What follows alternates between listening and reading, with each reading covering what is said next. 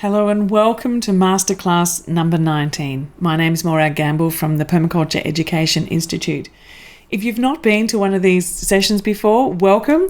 If you have, it's lovely to see you again, and a special welcome to all of you who are here as part of the Permaculture Educators program. This masterclass, like all the free online permaculture masterclasses that I offer, is sponsored by the Permaculture Education Institute. I'm the founder of the Permaculture Education Institute, and I run a Permaculture Educators program, which is an online program that combines a permaculture design certificate with a permaculture teaching certificate, and also a whole series of business modules too that enable people to take permaculture not only to be their way of life, but their livelihood as well. You can find out information about the Permaculture Educators program at permacultureeducationinstitute.org. I also run something called Our Permaculture Life, which is a blog and a YouTube channel, and also a course called The Incredible Edible Garden, which is an introduction to permaculture course, which is also online. And you can find out all about a lot of those free information. The blog has 400 articles, the YouTube has over 100 films, and you can find them at ourpermaculturelife.com. And the other organisation that I run, which is a sister organisation of these, is the Ethos Foundation, which is a permaculture charity, and you can find out more information about that at ethosfoundation.org.au. So tonight's topic is all about, as I said, new plants from old, and it's essentially about how we can create an abundance of edible perennials so that you can fill your garden with superb edible plants and have plenty to share around as well. So how to do that, how to identify the types of plants, what are some of the simple ways that you can do it. So I'm going to run through 5 of the key ways that I've been able to fill up gardens everywhere with an abundance of these edible perennial plants. And I really see that this is a key way that we can help to spread food forests everywhere. Now, permaculture is a system of design, a design for regenerative living, and I see it as essentially a very practical and positive way to make a positive difference in the world, to address the climate and ecological crises that we're facing, and to do something very practical about that. And so essentially it's about reconnecting with nature, reconnecting with our food systems, reconnecting with our communities, with ourselves as well, and finding ways that we can live consciously and simply and in a very connected way. And part of that, a key part of that, is actually getting into growing our food locally. And so this is why I'm talking about propagation today, because it fits very much into this idea that by taking responsibility for our local food system, for finding the simplest ways to regeneratively grow as much food as we can, has such a positive impact. This is why I like to talk about this topic, because it's something that we can all do, and it's something that we can easily teach to other people and to ripple it out. And so in this rippling out of this knowledge, and in the growing of our food, and in the living simply and reconnecting with nature, we're also in the process of repairing the earth and repairing our cultural attitude to how we are on this planet as well. So as I said, I think that giving and receiving plant cuttings is an absolutely beautiful way to create more food for us everywhere, a way that we can give out as much as we possibly can, because these plants are so abundant, and to graciously receive cuttings and not to be shy. You know, if you see an edible plant that you think is really great and you love to have it in your garden, to ask for a cutting. I think we've got it to this point where we everything is commodified, and we go to the big box stores to buy our plants, and let's move away from that. Let's start to share what we have in terms of our plants, and actually by doing these taking cuttings from our plants is often doing the maintenance or the tidying up kind of work that we need in our garden, but at the same time it's enabling us to give out so much abundance. So my bench out the front of my kitchen window is always covered with jars of cuttings, and today I've got, what have I got there? I've got some rosemary from up in the street in Mullaney, some lemongrass, sweet potato, actually some orchids that my mum gave me, some comfrey cuttings, and also I think there's a tamarillo in there as well. So what I do is when I'm out and about, I'll collect some cuttings or people will hand me things. And if I can't get to putting them straight in my garden as soon as I get home, I just stick them in these jars of water to make sure that they stay nice and hydrated. And then as quickly as possible, get them straight into the garden. I don't tend to pot them up first or do anything like that, as because my garden, I focus on preparing the soil and having really healthy soil, that the best place actually for the cuttings, if you've focused on that soil, and that was the masterclass for last time as well, focus on getting healthy soil, and therefore when you come home with a cutting, it's just very easy to find a little space, a little niche in your garden to place that cutting, and it will thrive there. Now, even if that's not the final place that you wanted, it's probably going to do better stuck in your garden where it's getting watered with the other plants than it is in a little pot. Mostly I'm saying this because often I've seen lots of little pots and cuttings in nurseries that just get dry, and the plants die off, the roots get damaged, the cuttings don't survive so well. I have a much greater success rate by putting the plants straight in the garden. They can't get neglected or abandoned this way. So if you've got a spot where you think you can start putting your cuttings, then just keep a few spaces open so that when you come home, you know that you do have somewhere to put them. So I'm going to now run through some of the key different ways that I take cuttings from plants and talk about how that might relate to other plants of a similar nature. The first one that I wanted to start with, which is a very common type of plant, is the branch cutting. So this is from more woody type branching like plants. So think rosemary, lavender, basil, hibiscus, cranberry hibiscus, lemon verbena, even things like tomatoes and peppers and currants. Anything that's got that normal kind of the stem and the branching, and you can get little woody cuttings. There are different ways that you can take cuttings, and I'm going to mention that. But so what I do before I even start to take a cutting, I have a look at the plant. I have a look at the plant's form, and I check to see where it is that it might be heading off in a direction that I don't really want it, or whether it's starting to go a bit sometimes what I call leggy, that there's big branches, and then at the end there's just a few little live bits, and it, as a way of cleaning that up or tidying up the plant's form, that's what tells me which part I'm going to take a cutting from. But also to make sure that you take a cutting from a healthy plant and you take healthy parts of that plant as well, so that what you're taking and moving somewhere else is a healthy plant. So essentially what you're doing when you're doing cuttings is cloning the plant. So you want to clone a really healthy and vibrant plant that works well in your garden and in your environment. So you can see here, I'm taking a cutting from weeping rosemary, and I've sort of found a spot where I can take a nice cutting, and I've got a length of it, and I'm snipping into where it changes from green to brown. So it's a little bit of a brown stem at the bottom with the green stem at the top. And then the picture in the middle there, you can see that I've actually taken lots of snips off this. And actually, in this plant, this is one of my main rosemaries that I use in cooking all the time. And I constantly come and I snip off the top little sections to take in for my cooking. And what's happening is you can see there a whole lot of new little shoots keep forming. Now, if you're really careful, you can gently slice those off and take one of those new shoots. So it's like a tip cutting, and plant that out. The cuttings that I got up in Mullaney this morning, you can see actually at the base of them, they're a little bit ripped because I was just in town. I saw this really nice rosemary and I thought, oh, great, look, there's a branch that's just coming out into the pathway and someone's going to step on that soon. I'll just take a cutting off that and take it home and I'll plant it up.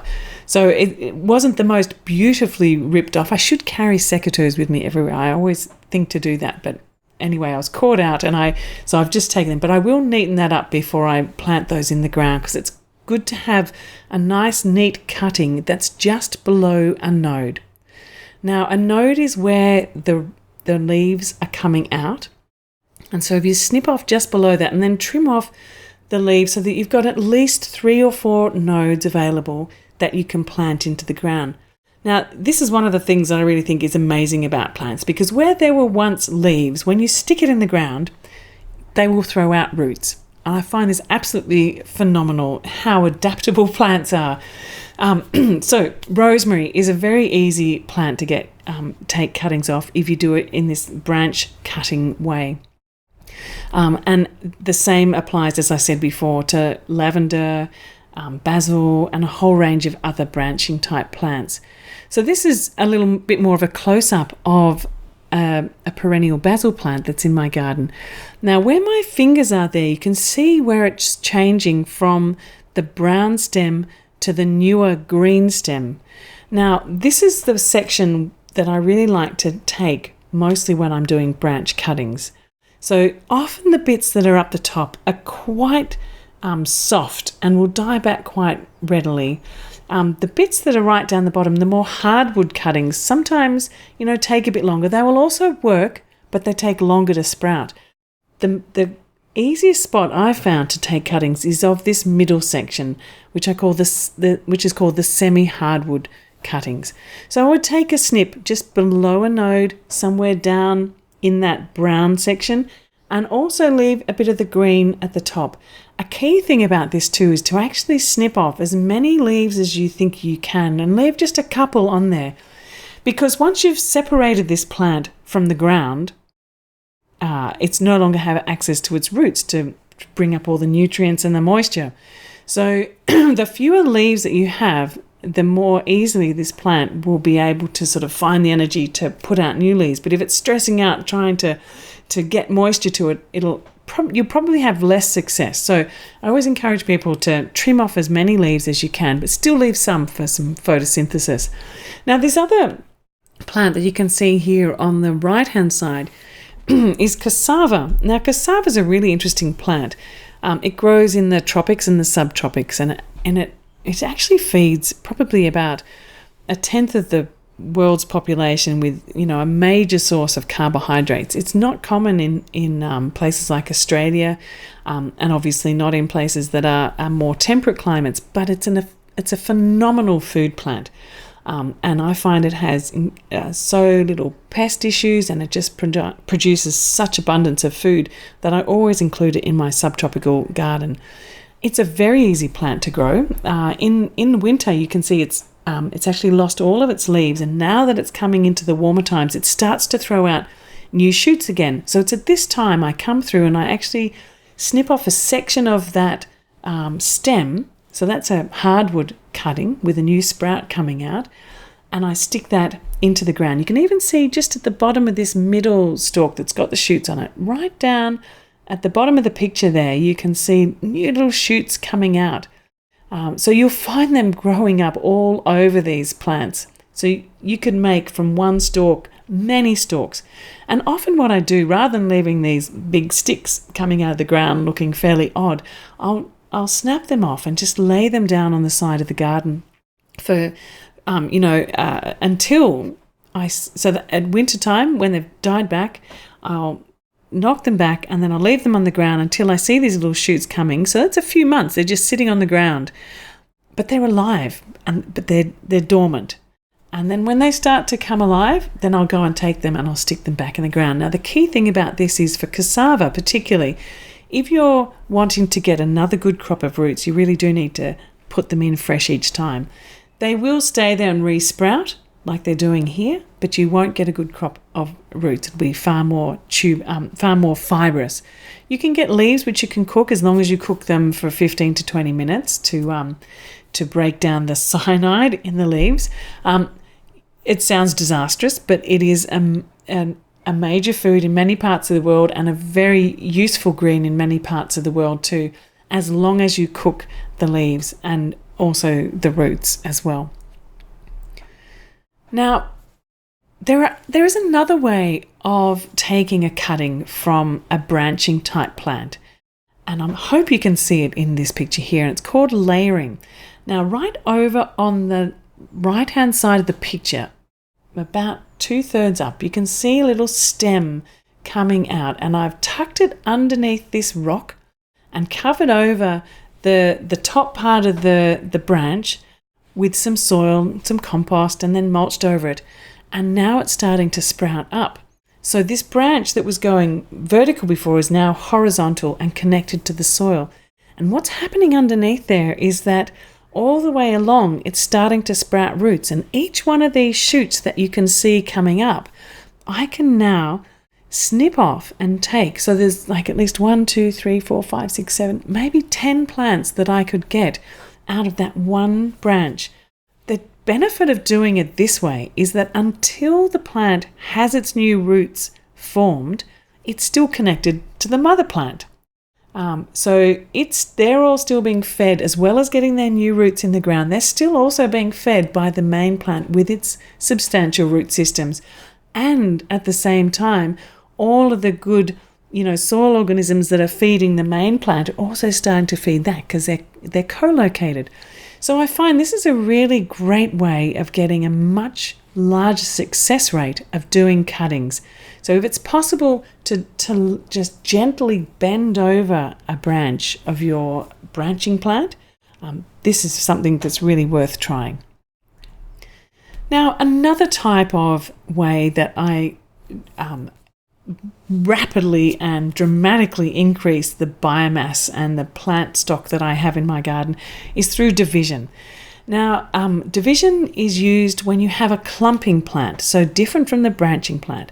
So in this one, I'm looking for plants that you'll plant one stem, and then within 6 months to a year, you'll have maybe 100 stems coming out of that same spot. So some of these things might be lemongrass, Welsh onions, society garlic, chives, all those plants that you'll see do that kind of clumping type of form. And I used lemongrass everywhere around getting my permaculture garden established because it grew so rapidly, produced a massive amount of abundance. I would regularly chop the tops off and put that down as mulch. I planted them along contours so that I'd have like a vegetative swale that was helping to manage the area. It was creating shade to protect the soil and creating little spots for the chickens to scratch. Absolutely brilliant plant if you're in a warmer climate to get a permaculture garden started. And so to be able to do this division method is really, really helpful. And I'll talk about that a little bit more in the next slide, how I did that. Another plant that I have absolutely loved, and I think it's the plant which really hooked me on to doing propagation in the first instance, and this is Welsh onion. This is the middle picture. Now, it's a hollow tube onion type plant which doesn't have a bulb at the bottom. It's just the stems. So you leave, basically to harvest it, you just leave the base in the ground. You're not pulling it out. You just take the tops. It's in flowering mode at the moment, but behind it you can see some of the stalks. So I just take those, and that's my onion alternative. So I don't need to pull plants all the time. And this is a really great way to actually help to get your more perennial and no-dig garden happening.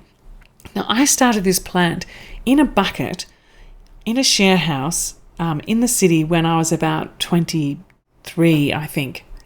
And it's the same plant that I still have now. And I don't know how many cuttings that I've given away from this and how many different gardens it is now going into.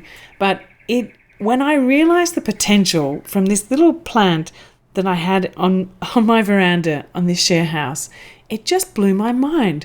I'd never done it before, and I was so amazed at the possibility and the potential. Went from the bucket on the veranda, and I'd got that from the city farm in Brisbane, and it came up to my garden up here, and then it moved from garden to garden as I gradually evolved into the gardens that I have now. And like I said, I don't know how many gardens it's in. So each year when I take a root cutting of it, and I place it in the ground and it spreads out, I can harvest as much as I like, and then I can keep on spreading it around through my garden as a companion plant, as my onion alternative, and as a beautiful structure in the garden, and also be attractant. So I absolutely love a Welsh onion. I always have Welsh onion in my garden. I think probably also for that sentimental reason, because it's the one that really inspired me about propagation in the first instance. And another plant that I love to divide and have around my garden, particularly because it is so hardy. This plant survives whether it's a really wet year, a really dry year. It helps to hold the edges of my pathways together. It creates an abundance of flowers too, purple flowers, which attract beneficial insects. And instead of growing garlic, this is what I use. I just keep snipping off the tops of this and use that as my source of garlic. But you can see here, I've dug out a little section of it, and they have very strong roots, and you can actually see why it survives so well through all different types of things. The roots themselves are an absolute store of energy and nutrients and moisture for the plant. And they also have little sort of tubers at the base as well that they can draw from. So in order to propagate this, all you need to do is just to gently prise this open. So you kind of get your hands in and just gently open it so that you have a single stalk with some roots on it, and then you can plant that back out again.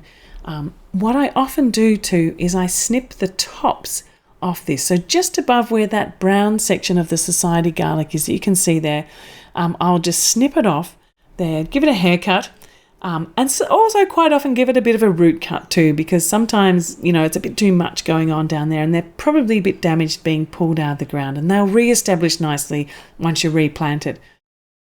I take the tops off as well, just because what happens once I plant it, it'll start to throw up new shoots from the middle, and they won't be suffering from having been pulled out of the ground.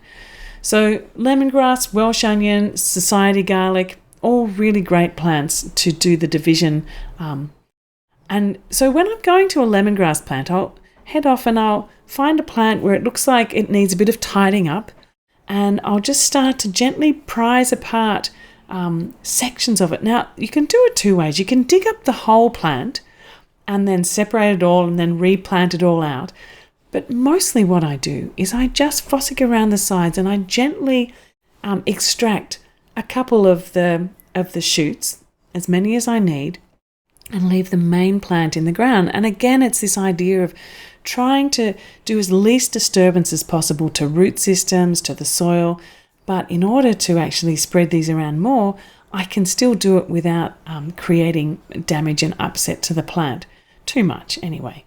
So here's one in the middle here that I just gently prized off the side, and I peeled back some of the dead leaves from it, and you can kind of see there on the side, on the left-hand side, there's another shoot that's coming up. So you can see already how it's starting to do its own clumping. So I'll take that section, I've trimmed off the top, I've given it a haircut, and where my finger's pointing on the right-hand side is pretty much where I will plant it into the ground when I'm putting it in as a cutting somewhere else.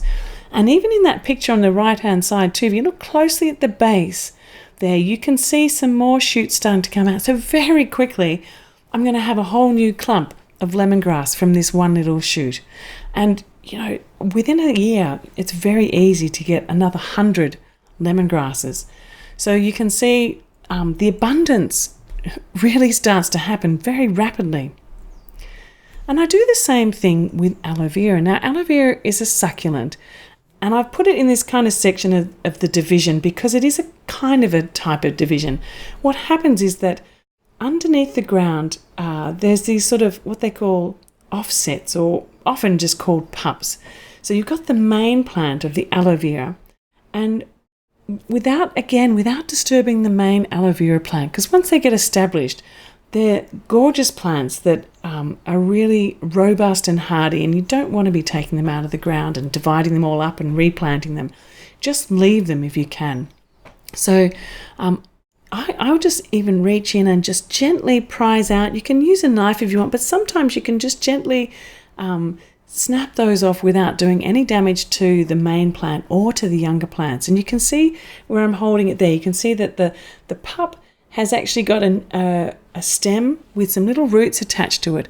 And I'll just plant that up to where my fingers are holding it. I'll plant that into the ground, and then that will start to grow again beautifully as well. Now, one of the things I really love too about this is that you're never short of gifts for friends, for birthdays, or even for Christmas. I mean, it's Christmas coming up soon. If you started getting some of these plants that you've got happening now, you'll very quickly find that you'll be able to get some plants ready for Christmas, which would be absolutely fantastic. So plants for you, plants to share out to your community, plants to give away to friends, plants to even, start a little market stall at your front door if you wanted to as well. My kids have quite often made little market stalls down at the local Crystal Waters market, and made some little pocket money from that as young preteen kids, and people love to come and buy them. So if you've got kids, maybe this is a project that you can do with them, to go around your garden, set up a little nursery and find a way that you can actually create a little enterprise. Now, garlic is another one that's a really easy plant to propagate. Have you ever had a garlic in your pantry that started to sprout?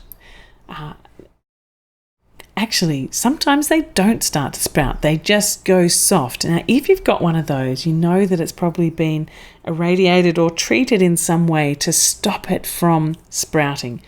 And if it's not going to sprout, it means it's not really a living food anyway. So it's not something that you want to be eating. You really only want to be eating garlic that is going to sprout like this. So once you start to see a garlic sprout, you can either put it on a tray like this, on a plate with some bit of water, and allow it to sprout up. And then once they have, you can plant them out, or you can just plant them straight into the garden like this. So separate, so the bulb is, the whole head of garlic, and then you separate it out into its cloves. So the pointy bit obviously going up, and the bit that connects in underneath, you'll actually see there's some little bits of roots there that will start to form, and plant those in the ground. So you've just got the little shoot coming up, and then you'll get garlics again next time. I really like doing this system over here of just putting in a tray as well, because the garlic shoots, regardless of the garlic bulb, are also a fantastic food. And so you can grow these just on your windowsill without them ever actually getting into the ground. So play around with garlic. Now, as you can see, some of the foods that I'm talking about here are things that you can go and get from a store. You can get garlic from your local organic store. You could get gingers. You could get sweet potatoes. There's a lot of different sorts of plants that you can actually get in your local store, then come home and start to propagate. Now, another plant that is a type of a root cutting, and this is a really substantial root cutting, is from Comfrey. Now, Comfrey is a plant that I use a lot in a permaculture garden, and I think it's a really fantastic one to start spreading around and sharing with people, because it's very difficult to get good comfrey plants, and it's also difficult to get comfrey plants typically in most nurseries that I know of anyway. And it's one of the most easiest plants to propagate. So just to recap on the reasons why I grow comfrey. Comfrey is an absolutely brilliant plant because it's got such deep roots. It draws up a massive amounts of nutrients from deep down into its leaves.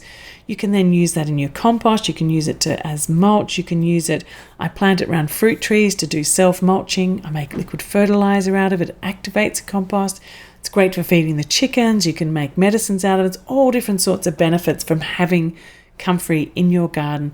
I also like to plant it around the edge of gardens because it helps to create a weed barrier, or along contour because it helps also to stop the flow of materials down the slope. It helps to hold the garden.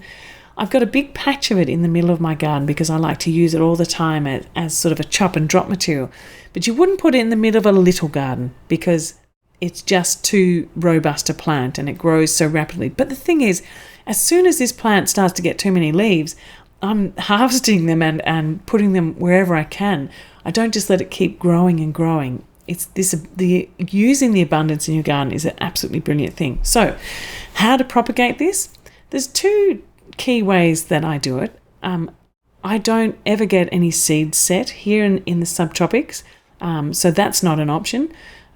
What I do is I basically take out a section, I dig up, I put a fork into the ground and I prise up a section so I get a chunk of root like this that you can see with some of the leaves attached to it. And then I slice up the root into segments. And each part of these segments, as long as it's thicker than my thumb, will actually turn into another plant.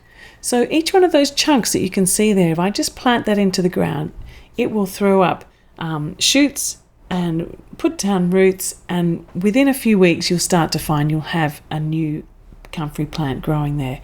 As long as you put it in at the time when it's, comfrey growing time. If you put it in the middle of winter, for example, it's not going to grow. It likes to grow as the warmer time, the warmer months start to happen. Plant it then and it will really start to flourish.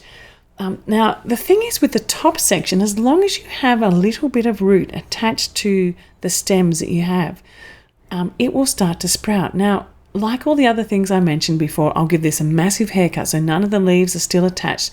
They go into the compost or chopped and dropped around a tree somewhere. So there'll just be the stubs of the leaves, the leaf stems, and a little bit of root, and I stick that in the ground, and you wouldn't believe how quick it is for it to actually start taking off again. Within a week, you'll see new leaves coming up from that because it's drawing from the energy in the tuber, and then as it establishes its roots quite quickly, it will then take off. So comfrey through a root, through a section of the root. So again, I didn't actually dig up the whole plant. I just prized out of a section of the side of the comfrey plant, left the main plant in the ground, took a surplus part. So this is, I said right at the very start, it's about actually stepping back and looking at the form of the plant and how you can take a cutting or extract a section of the root without disturbing the form of the plant or the health and the well-being of the plant is a really important place to start. And really practice that, like every time approaching a plant, to really ask, if I was to take a cutting from this, which would be the most appropriate place? And it's a really respectful way to actually interact with the plants and your garden. And you'll notice that your plants will be healthier because of it. They'll have a better form because of it. And you won't have created damage, which could actually introduce, disease into the plant as well. Now, taro is another type of plant that you can grow in abundance in this type of climate around here. Any type of warmer environment, taro grows. So taro is essentially a corm, and there's a big central root that's edible, but it also throws out these little side shoots. You can see these little balls before the shoots start to come out of them. So I'm always harvesting these throughout the season, and you can actually see on this one right in the front in the middle how it is starting to form more little bulbets. I don't know what you call them actually, but you can see they're about to throw out some more of those, and so it just keeps coming. If you took that one and planted in, it would throw up a big shoot and then get more of these little bulbs on the side of it as well. Now, what I find is really fascinating about this is all the parts of the plant are edible. So the leaves, the stems, and the corms themselves are edible. And all you need to do is take a section of that and plant one in the ground, and it will throw up a new shoot. I mean, it is absolutely that easy. You can see on the right-hand side, I've started to separate one that's sprouted a bit. So what I do is I leave most of the plant I harvest most of the plant and just leave some in the ground, and I wait until it starts to shoot, and then I know that it's the best time to do it. So when I start to see this happening, I'll start to spread out all the remaining plant material that I've got and put it around the garden where I want it. So I'll have a section that's just taro. I'll have taro underneath fruit trees. I'll have taro in sort of some of the wet spots around swales or compost pits. It's a massively abundant plant that gives you huge amounts of organic matter and a huge amount of food with very little effort whatsoever. And in order to cook it, I just actually toss in the whole of that into the pot. And when it's cooked for maybe 10 to 15 minutes, I will just that brown skin comes off very easily, leaving this beautiful white inside. If you overcook it, it can get a bit slimy, but if you just cook it to the it's an al dente type of texture, it's absolutely beautiful, and you can add it to curries and soups and all different sorts of the recipes. If you look up taro recipes, you'll find an enormous amount there. So sticking in the root section now, I wanted to talk to you about rhizomes. So these are so rather than the corms, which there is the bulb which then throws out the vertical stem, like what we just had with the taro. So you can see there was the corm and it threw out this shoot. With the rhizomes, they're actually running underneath the ground. They're swollen stems that grow sideways. So you think ginger, turmeric, even asparagus and yacon and canna. So the picture you see here on the left and in the middle is turmeric. And so there's mostly I've dug out all my turmeric after the tops died back in winter, and this is what you'll see, the middle section here. Beautiful sort of hands of turmeric or holding hands under the ground, and as you pull it out you can just gently prise them apart. It's actually a really beautiful thing as you start to peel apart, and then I lay them out just so this one here has just been pulled out of the ground. You can see how fresh it is, but in order to store it you need to just dry it a bit so that the skin goes a bit hard, and you can see the sections here on the left hand side how the edge of the stem is a little bit more brown, and so that would be robust. I can store that in my kitchen. I can store that in a bucket of sand, and it will stay really fine until the next season. I also just leave some in the ground every now and then too, and this is a section that I left in the ground, and the reason I do that is because when it's time, when the plant knows that it's time, not when I've got a chart that tells me when it's ready to go, when the plant knows that turmeric's ready to go, that the soil temperature is right, that the moisture is right, that the air temperature is right, it will start to sprout. And so you can see it happening now. You can start to see these shoots spiraling out of the ground, emerging from these rhizomes. They're coming out of, if you have a look at that middle picture again, you can see the little points where those things will be emerging. They're like little points of potential energy just waiting there, and at the ends, and you can kind of see other little nodules on it where roots will emerge out from as well. So if you want to, at this point when it's just starting to sprout, you can actually dig that up and separate it out and spread it out further, or just leave it as a big clump. That's absolutely fine. For the bits that I've taken inside, you can actually snap them up into little sections, into little fingers, and then just plant those around the garden as well. So that's the same with the ginger and the turmeric. A really very easy plant to propagate. But the key thing that I wanted to mention about that is to allow the plant to tell you when it's ready to plant. It indicates when the time is right for it to plant. If you plant it out when it's too wet, for example, it will probably just go a bit smushy, that's not really a word, is it? But it will rot in the ground. And if you plant it out and there's still no rain for ages, those little shoots that have given off, tried to get going, will just sort of die back. So wait until it tells you that it's ready to go, and then follow that. The picture on the right hand side is of asparagus crown. So these are all the fine little, massive of rhizomes, the little thin rhizomes and root system that's underneath the ground of an asparagus. Now, asparagus, if you put it in the right spot, you can have it there for 20 years. So the idea is really to get an asparagus into your garden and to constantly top dress it with compost and aged manure and mulch, and just allow it to really flourish in that place. If you want to spread it out further, dig up a section of it, and then you can prise it apart like we've done with other things, and then place those separately out into your garden, and there's another series of plants. So again, it's a very simple way of propagating. Yacon, or Peruvian ground apple, is a wonderfully resilient plant. It can be grown year-round in frost-free areas, and it's a very hardy plant. It's drought tolerant. It grows, of course, best in beautiful friable soils with moisture, but it will still grow in some pretty tough soils and in quite drought conditions. So this is, you can see here on the left, at the base, you'll see these rhizomes, this crown of red rhizomes. They're edible, but they're also the parts of the plant which you can extract and use to make new plants.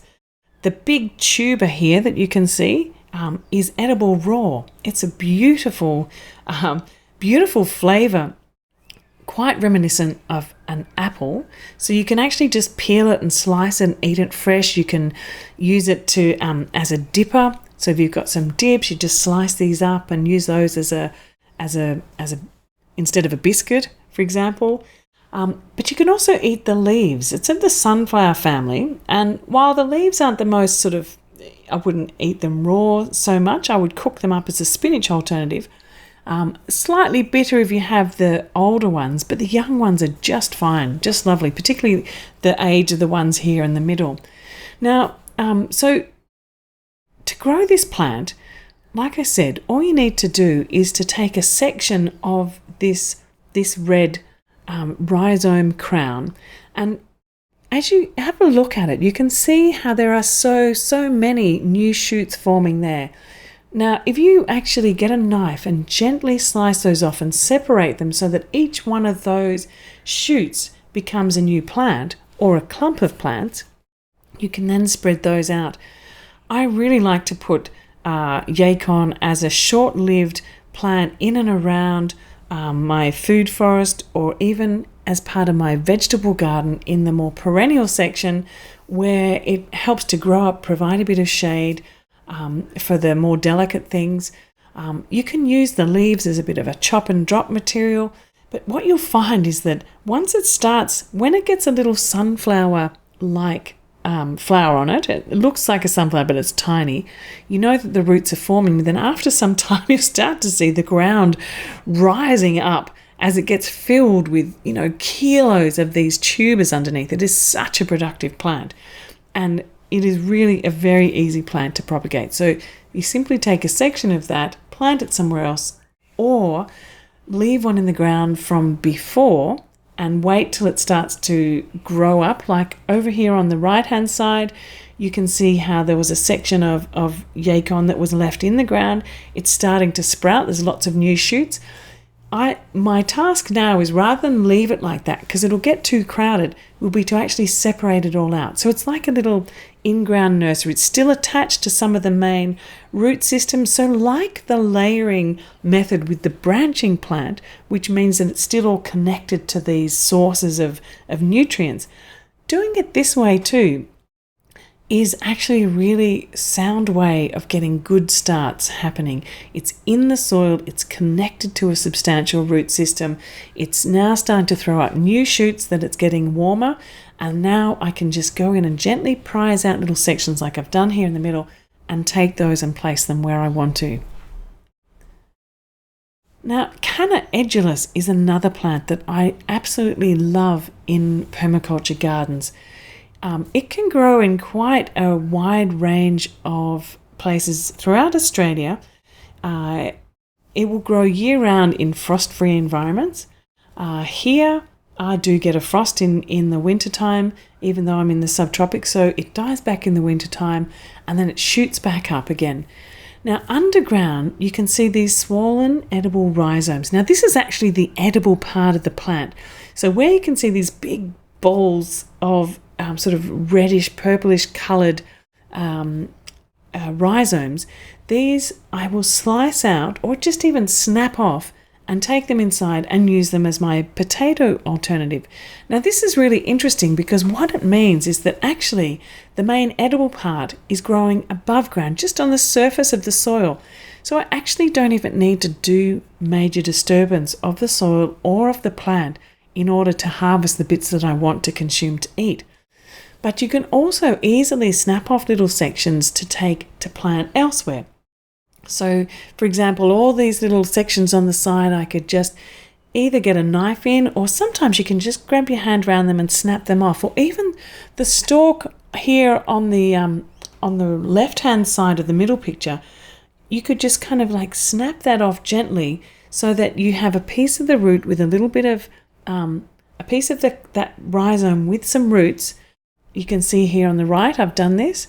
So there's a couple of little roots coming out from the bottom, coming out of that rhizome. And then at the top, you can see the shoots starting to come up. Now, around that edge, you can also see where there's new shoots coming.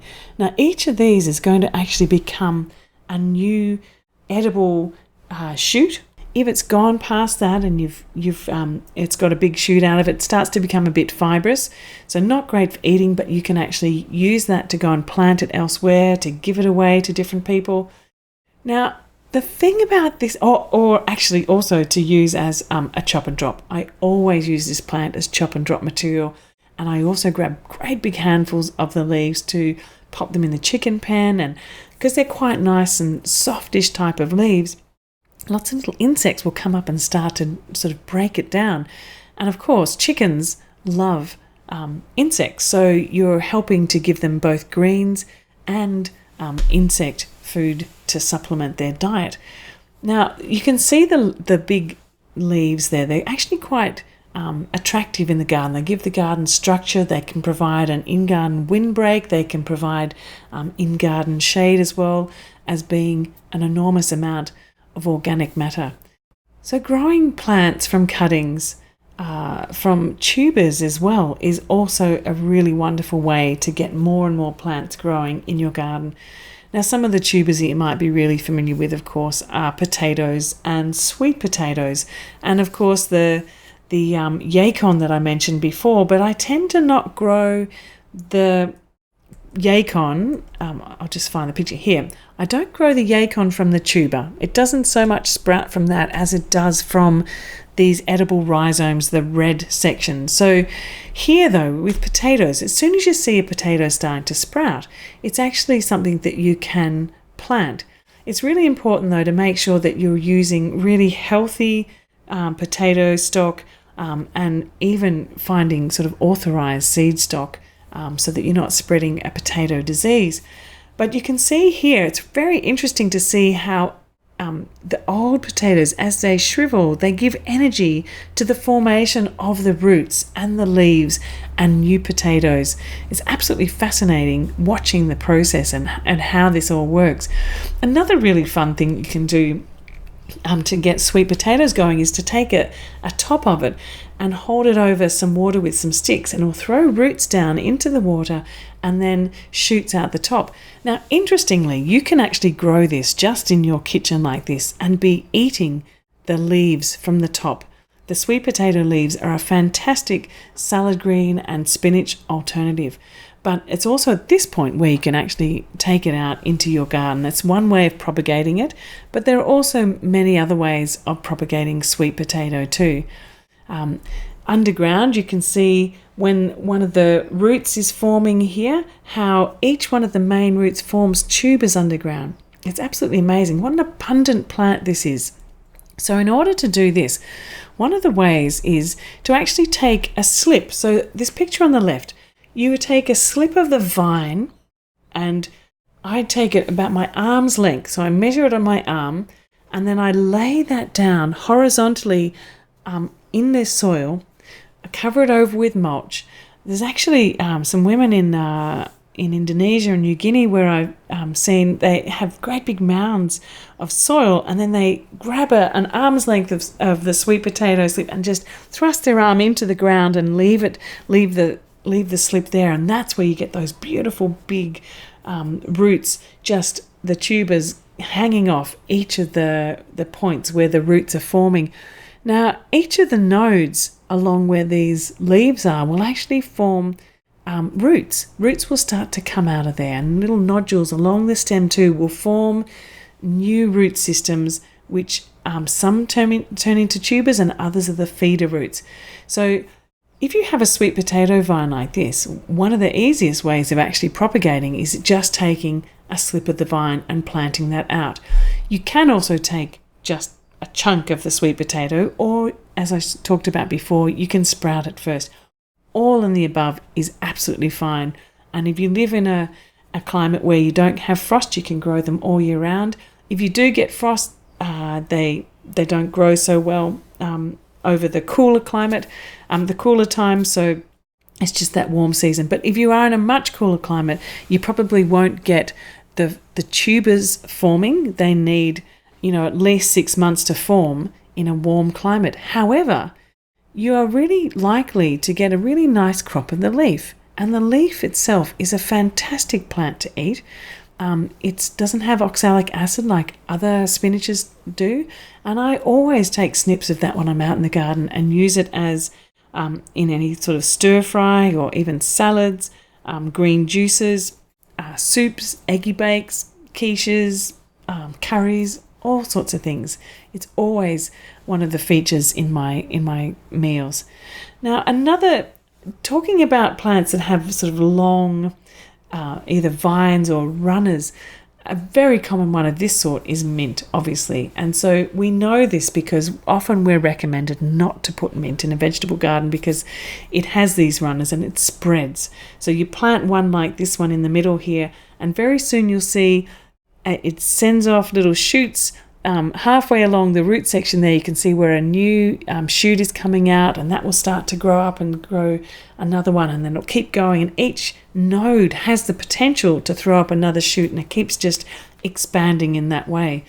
You can keep mint in check by planting it either in a pot, or I prefer to actually just have it in sections of the garden where it naturally stays in check. If it's in a bounded garden bed, or if it's underneath fruit trees, for example, and it has its own particular section, and it can spread into that area and it becomes like a living mulch, which also, as it flowers too, creates fantastic bee habitat.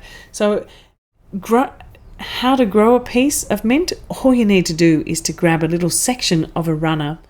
Now you can either pop this into a jar of water and get a few more roots happening if you want to, but typically, as I said before, as long as the soil is good, you can just plant that straight away. So what I would do is I'd plant all of that section of root, and up until whereabouts those leaves are coming out, that I will put underground, and then the roots will form, new roots will form, and it will start to take off from there. I would possibly take off a number of the leaves at the top to stop it being so stressed out. Take that inside and make a cup of tea out of that, and then just leave that there to sprout again. So you can see from one mint clump you could very easily get many hundreds of mint plants if you wanted to do that. Another type of runner that we're familiar with is that of the strawberry. So as a strawberry plant matures, it starts to throw out these runners that you can see in the picture on the right, these little red shoots that come out, and where they land, the end of that has a new plant on it, and when it touches the ground it will take root and start to form. So once that plant has actually taken root, you can then snip off the runner, which is the feeder tube back to the main plant, and then take that plant and move it somewhere where you want. Or you can allow your strawberry patch to just create this beautiful massive strawberry that is, what a beautiful thing to have, is a massive great patch of strawberries in your garden. Another thing that you could do is that as this before it starts to root in the ground, you can actually stick a pot there, and you could even put the pot in the ground a bit so it stays cooler, so it doesn't get dried out so much by the heat. So submerge a pot in the ground and set one of those runner ends on top of the pot, and so as it sets its roots, it will set it in the pot, and then when you know it's taken and new leaves are starting to form on the top, you can snip off the runner, extract your pot, and then you have a new plant ready to go. It's kind of fun. It's really fun doing this, actually.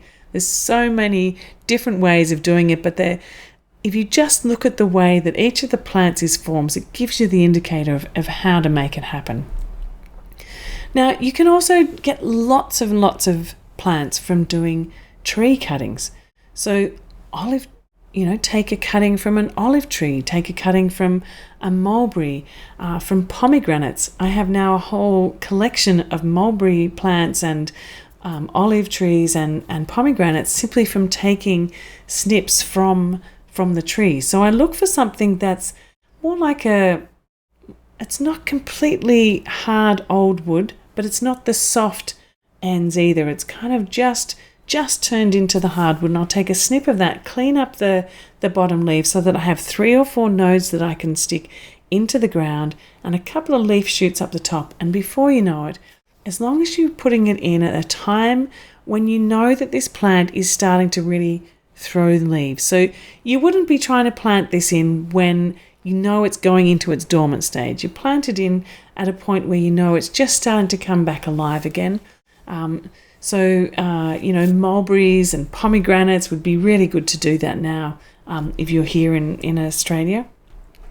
And so what I look for is basically a length of branch that's, again, about my arm's length, or it could be just up to my elbow, and at least as thick as the pomegranate on this side here. So something at least that thickness is a really good thickness. With mulberry, sometimes I look for the base of it being about the thickness of my thumb, but it doesn't need to be a massive great branch. The bigger the branch, I find that the longer it takes and the more unlikely you are to get a really good cutting from it, because it's not as vibrant and alive, that bit. It's a more more heartwood rather than the living part of the plant. So take parts, not from the very end, but not right from the main trunk. And you'll find you'll be able to expand your hedges of edible plants massively. I mean, things like bay trees are also really easy to get cuttings from. So you'll find here you'll be able to get what we call fedges, food hedges happening really quickly. And so this idea of creating a permaculture garden through just getting lots of cuttings. So within this picture, you can see the cranberry hibiscus, and there's asparagus, and there's pepinos, turmerics, yacons, even the kale that's in the middle there. When it grows up, particularly the dinosaur kale, the one in the foreground, as it grows up, it'll grow little shoots off the side, and I'll slice them off and put them in the ground. So many things, bananas, taros. Like 90% of the plants that you see in this garden are ones that have been grown by cuttings. So this is such a practical and positive action that you can do to expand the amount of local food that's being grown, regenerative food. It's about cultivating really healthy soil and growing in a way too that's creating least amount of disturbance, adding a lot of the surplus material back in and mulching, so you're helping to sequester carbon in the soil, the focus of what we were talking about in the last masterclass. And in doing this, by growing as much local food, by reducing your dependence on the larger food system, the global food system, and on the commodification of the plant nursery industry, you're actually able to lower your ecological footprint. And by growing a lot of these plants too and having a really vibrant and diverse garden, you're essentially helping to rewild our garden spaces, to rewild our backyard. So also if you can mix in a number of native species and bird habitat and insect habitat, what you'll find is that these gardens come alive as ecological systems, which is really helping to repair earth systems as well. So right from your backyard, you can make a difference. And as Audrey Hepburn once said, is to plant a garden is to believe in tomorrow. And so we know that we're in deep trouble with climate, with our ecological system, but creating a permaculture garden and sharing out as many of your different plants that you're able to ripple this out as far as possible is something that's very practical and very positive action to do. So if you'd like to find more about these type of techniques, you might like to duck over to my YouTube channel. On there, I've got a whole series of films. I mentioned right at the start, there's about 100 films, not all of them about propagation, obviously, but there are a number of them that are. For example, there's one on turmeric, there's one on comfrey, there's one about lots of the leafy greens that I use, the perennial leafy greens, a whole lot of different ones you'll find there. So head over to the YouTube and you can search for Morag Gamble, Our Permaculture Life, and you'll find a whole series there. So don't forget to subscribe once you're there as well. And if you click on the little bell beside the subscription, you'll also get notifications of when any new films are coming out. So I've got a whole lot of films that are currently on my editing desk, and gradually I'll be able to release those out as well. So I hope you'll join me over there and the YouTube channel. And I would really love to, if you are able to make a donation to the Ethos Foundation. The Ethos Foundation is, as I mentioned, it's a permaculture charity. And our goal is, as I said, it's a sister organisation to the Permaculture Education Institute. My goal is through this to support people and the planet through permaculture education. So when people approach us to help to run permaculture courses, or to help get school gardens, or to help create permaculture education centres, what we do is try and find resources and local educators and help to train local educators to help to ripple this out. So it's always by request, and it's always to support local people to create solutions to the issues that they're facing. This group of women here, we met, my daughter and my son and I met in Kenya late last year, and I've been talking with them regularly throughout this year. So we identified that they were looking for plant materials for an education centre, for helping to address drought, for looking at getting high quality seed, and to train up their local community, local farmers and local women and young people in permaculture, what they call permaculture technology, which was something they saw as being really relevant to them. So they've just approached me recently and said that they urgently need a rainwater tank because the rains are coming, and if they don't collect that now, they're going to really struggle in the next while, because the climate is shifting where they are, and they're really struggling to manage the new patterns of drought that they're experiencing. So all they need is $200 for a water tank. And this is just one of the groups that approached me. I'm working with a group that is supporting local schools, to another group that's getting a permaculture education centre, another group that's looking to do a permaculture teacher training program. So I'm always looking for help to help other people. So I only work with groups that I know directly on the ground are doing this type of work, and every cent of the donation goes directly to these organisations, and I can guarantee that these projects are actually making a real difference in people's lives. So please donate generously, and I will, those of you who do, I'll let you know where the money goes to and what impact it's having. So thanks for that. A new initiative that's just started is our Permaculture Youth Club. So we've started to meet online. So we have people from Zanzibar and Australia and all different places starting to meet and chat online. So these young people between the ages of 11 and 17 have already organised a camp, which is happening here at Crystal Waters in the next few weeks, a permaculture book club. They're going to start a permaculture YouTube channel. They're all musicians, so they've started a band, and their first song is already in process. They've only had 2 meetings. These guys are absolutely amazing. If you know young people who are really interested in connecting up with other young people to do practical permaculture work and connect with other people internationally who are doing that, please get in touch with me. These young people have also asked specifically that I create a permaculture design course that they can work through with me. So I'm going to be mentoring them through that. So they'll become young permaculture designers and young permaculture teachers teaching each other. I think it's absolutely brilliant. They're amazing. So yes, if you know some young people, send them my way, and I would love to speak with them and to connect them up with these guys. Now, as a permaculture teacher, I can see wherever I go in the world, the impact that permaculture is having. It's absolutely extraordinary. This woman here is Sakina. Sakina was one of the people who came to the course that we sponsored through the Ethos Foundation, in Uganda last year. She's originally from the Congo, and she's been a refugee in the far west of Kenya for 10 years now. She was sponsored to come to this course through the Ethos Foundation, and also with the support of Dave Harris's organisation too, who directly supports their work up in the refugee camp. And she has now gone back. She's helped to create permaculture gardens. She's teaching other young people. She's gone out into the local Turkana communities and supporting them. They've asked for permaculture education because they're because of the drought that's there, they're not able to be grazing as much. They're actually having to stay put. They need gardens, they need to grow food. So she's come to this course and gone straight back and started to become a teacher. So we're mentoring young teachers, we're mentoring teachers in refugee camps, we're mentoring teachers on 6 continents at the moment through the Permaculture Educators Program and through the Ethos Foundation.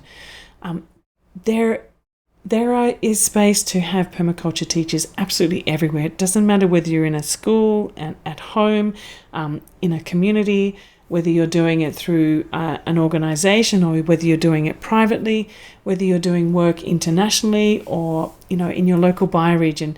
We need more permaculture educators, particularly because of what's happening in the world right now. And I think it's such a purposeful thing to be doing, and it's a really fantastic way to make a positive difference. So if you'd like to join us as part of the Permaculture Educators Program to complete a Permaculture Design Certificate and a Permaculture Teacher Certificate, mentored by me through this process, you can start any time and take as long as you need. By the end of the course, what you do is actually you've created your own design for your own place or a school garden or a community garden. You get mentored through that, and you also get mentored through the process of actually starting to run your own classes. And there's so many different ways to teach permaculture. It's not just teaching a 2-week permaculture design course. You can teach permaculture workshops or classes or online. There's so many different ways. So I encourage you to take a look at the program. You can see the website there at the bottom, permacultureeducationinstitute.org. Dive in and have a look there. I really welcome people to get in touch and ask me more questions about that. Like I said, we have people who are joining us from 6 continents, and it's an absolutely fantastic group. So even though it's online, there's still a lot of connection. We have regular meetups, and we also have online Q&A sessions. So I look forward to hearing from you if you're interested in finding out more about that, or you can register at the bottom of that website as well. There's 3 different ways of doing that, either paying up front, or you can do part payments, either in 3 payments or I think 6 payments, if my memory serves me right. So just in summary, in terms of the tips for propagation, so remember, observe the growth form of the plant and really look at whether it's a branching plant or a clumping plant or it's a running plant. Get to know so that when you look at it, you know how you're going to actually take a cutting from that. Observe the plant's shape so that you're not, as you're cutting it, actually upsetting that, but you're contributing to it. Choose a healthy plant, and when you've taken that cutting, actually plant it in healthy soil because it's going to thrive so much better. As it's getting established, make sure you keep it watered, because if that cutting just dries out, you'll come back in a couple of weeks and you'll just find a stick sitting there that's dried out and dead. So make sure you protect it, mulch around it really nicely. I also encourage you to think about the time of day that you are taking the cutting, because if you take it at the end of the day, it's probably lost a lot of moisture and it's all, quite dry. I typically like to take a cutting in the morning time when the plant's nice and fresh and it's all, nice and hydrated from being in the cool of the evening. And always plant more than what you think you need, because I guarantee that not all of your cuttings will work. So expect that and always plant more than you need. And particularly because you're going to be sharing them out anyway. So, make sure you take more cuttings and plant out more so you can share them around. So just in final summary, those key types of the 5 key types that I talked about in a whole range of different permutations and combinations was the branching, so taking branch cuttings, layering a branching type of plant, doing division from a clumping plant, separating a runner, so taking a runner from a mint or a shoot from a sweet potato plant, or dividing up a root. And there was all those different sorts of roots that I was talking about, from the rhizomes to the corms to this sort of comfrey root here. So get to know the form of your plants and how best to propagate each of those. And before you know it, you're going to be creating an absolute abundance of permaculture plants that you can fill up your garden and at the same time share it around your community. I hope you've enjoyed this session and got a lot out of it. And I look forward to hearing stories about how your garden is growing and how you've been able to get new plants happening, new plants from old. So thank you for attending. Our next masterclass will be November the 25th. And we have a very special masterclass next time. It's all about marine permaculture. And we have a special guest, Dr. Brian Hertzen from the Climate Foundation. His work with the marine permaculture has been featured in the film 2040 and also in the book Drawdown. So I hope you can join us for that session. It's going to be a super masterclass. I will be sending out the notifications of how you can register for that soon. So make sure you're in my newsletter or as part of the Facebook group. So to get on my newsletter, go to ourpermaculturelife.com and there's a little sign up form there. Or you can also go to Our Permaculture Life or Morag Gamble on Facebook or Permaculture Education Institute. Lots of different ways to get in touch with me. And make sure you get on the newsletter list and then you'll receive the notification of when the next masterclass is happening. And so again, this masterclass and all masterclasses are sponsored by the Permaculture Education Institute. And I really hope you enjoy all this content that we're able to share with you. So that our goal is really to help create as many permaculture gardens around the world as possible and as many permaculture teachers in local communities everywhere. Thanks for joining me. It's Morag Gamble. Have a great night.